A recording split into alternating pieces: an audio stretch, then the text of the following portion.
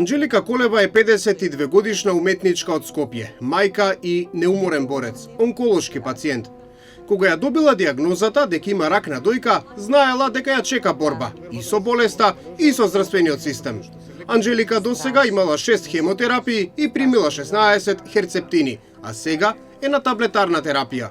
Иако досега немала проблем со лековите, таа вели дека многу пациенти живеат во страв дали за нив ќе има терапија.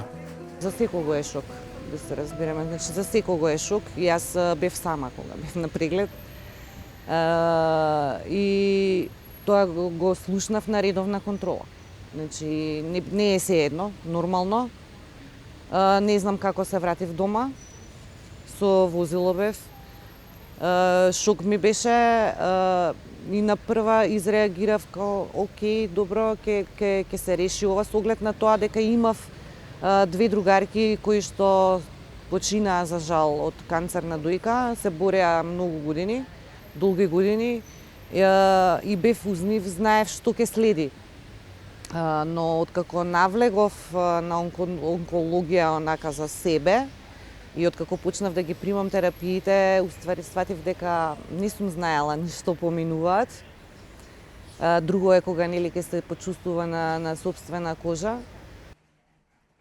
Анџелика, како и секој од нас, плаќа за здравствено осигурување, но кога не може да дојде до термин за преглед, таа е принудена да оди на приватно на сопствен трошок.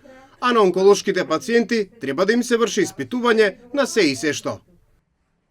Еднашка во годината, зависи од случајот, еве мене конкретно ми е дадено да правам DEXA скен за остеопорозата, пошто сега и тоа го примам како терапија, нели, заштитна, затоа што во меѓувреме од цитостатиците добив остеопороза.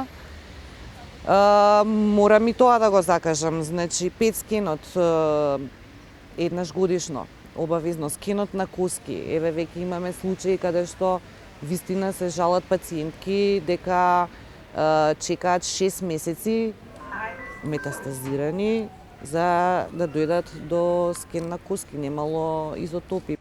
Бројот на болни се зголемува. Тоа значи дека треба да се одвојуваат и повеќе пари за терапии. Бидејќи таа набавка се на лекови е на условен буџет и секоја година имаме различен буџет, за жал во нашата држава секоја година е се помал буџетот за лековите на овие пациенти.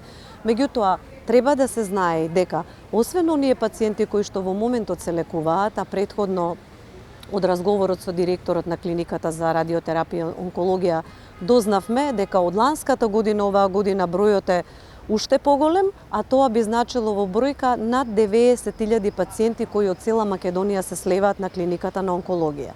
Што значи дека буџетот треба да се зголеми, односно да се земе во предвид инциденцата на нови пациенти со рак кои што ги имаме на годишно ниво, а се повеќе и повеќе, за жал. На пациентите им фали современа терапија, персонал што ќе се грижи за нив, редовни прегледи и програми, вели претседателката на Сдруженијето Хема Онко Лидија Пецова, македонка растена во Австралија.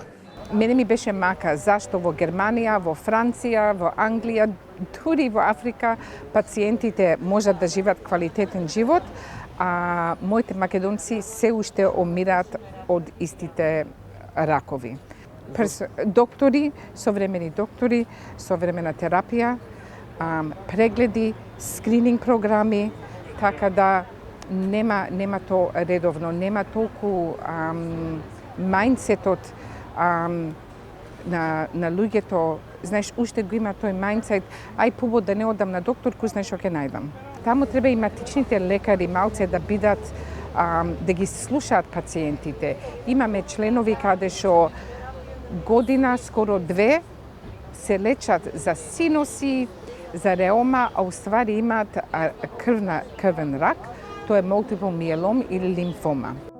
Проблемите со кои што се соочуваат онколошките пациенти се тешки и многубројни. Тие се принудени секојдневно да се борат со болеста, но и со македонскиот здравствен систем.